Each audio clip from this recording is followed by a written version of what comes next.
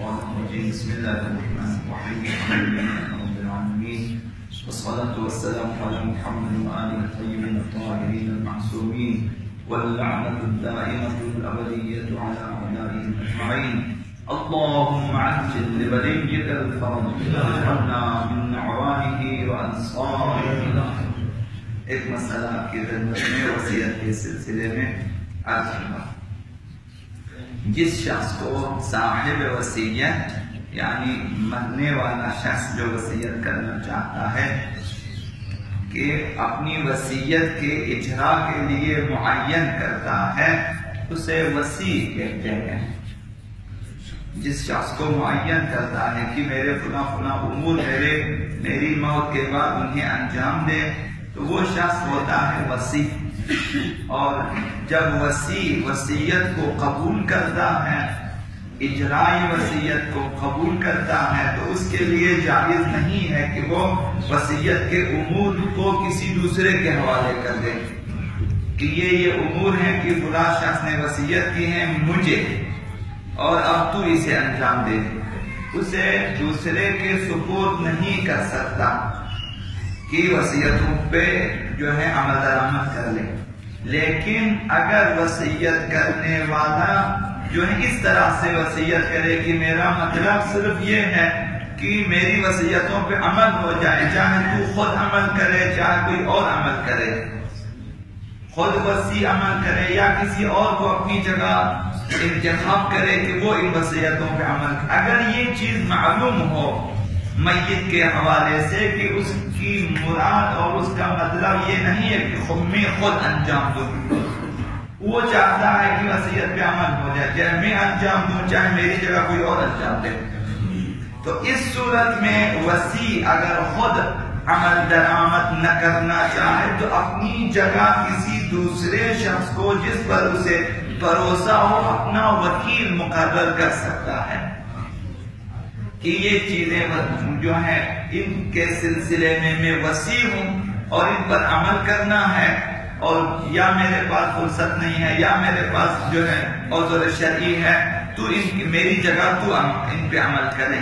ایسا جائز ہے اس صورت میں جبکہ میت کی مراد اور وصیت کرنے والے کی مراد یہ نہ ہو کہ خود موصی نے خود وصی نے ہی عمل کرنا ہے.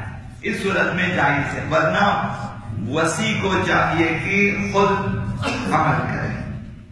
جب وصیت تمام شرعی موازین کے ساتھ طے پا جائے، وصیت کرنے والا وصیت کر لے اور وصی بھی قبول کر لے کہ میں ان وصیتوں پہ عمل کروں گا، تو اس کے بعد ہر لحاظ سے وہ وصیت محترم ہے اور مقدس ہے. کسی قسم کا تغیر تبدل جائز نہیں ہے کہ وصی ان میں تبدیلی کرے، یہ جائز نہیں ہے. خداوند متعال نے سخت تنبیہ فرمائی ہے کہ اس پہ کہ اگر وصی وصیت میں تبدیلی کرے، فرمایا فَمَنْ بَدَّلَهُ بَعْدَمَا سَمِعَهُ فَإِنَّمَا إِثْمُهُ عَلَى الَّذِينَ يُبَدِّلُونَهُ. وصیتوں کو سننے کے بعد اب اگر اس میں تبدیلی کرے گا تو گناہ اس کے ذمہ ہے جس نے وصیت میں تبدیلی کی ہے. مرنے والا مر گیا، اب وصی کے ہاتھ میں ہے، اب وصی نے تبدیلی کر دی وصیتوں میں تو گناہ اس کے ذمہ ہے. اور خداوند متعال نے فرمایا کہ میں تمہاری خیانت کاروں سے اور مخفی کاریوں سے آگاہ ہوں، کیونکہ خداوند سننے والا ہے اور جاننے والا. ان اللہ سمیع علیم، یہ تنبیہ فرمائی کہ میں سننے والا جاننے والا ہوں. اگر وصی تبدیلی کرتا ہے اس کے ذمہ گناہ ہے.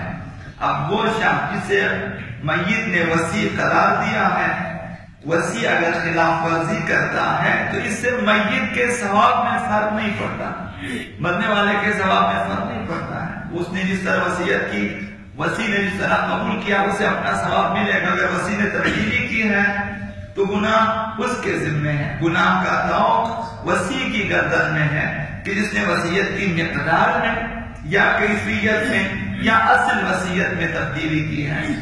مثلا اگر میت نے کہا ہو کہ مثلا اتنی مقدار میں دے دیں، اب وہ تھوڑا تھوڑا کم کرے، ان میں مساوی تقسیم کرنے کا بولا اپنا حصہ، میت کا اپنا حصہ، وصیت کرنے کیا کہ جو میرا 1/3 حصہ ہے وہ فلاں افراد میں مساوی تقسیم کریں، یہ اپنی طرف سے ان میں کمی بیشی کریں، کسی کو کم کسی کو زیادہ دیں۔ تو یہ تمام مقدار میں ہو یا کیفیت میں ہو تبدیلی کریں تو وصی گناہ گار ہے، اور قیامت کے دن وصی کے لیے عذاب الہی ہے۔ اللہم صلی اللہ علیہ باسمك العظيم الأعظم الأعز الأجل الأكرم يا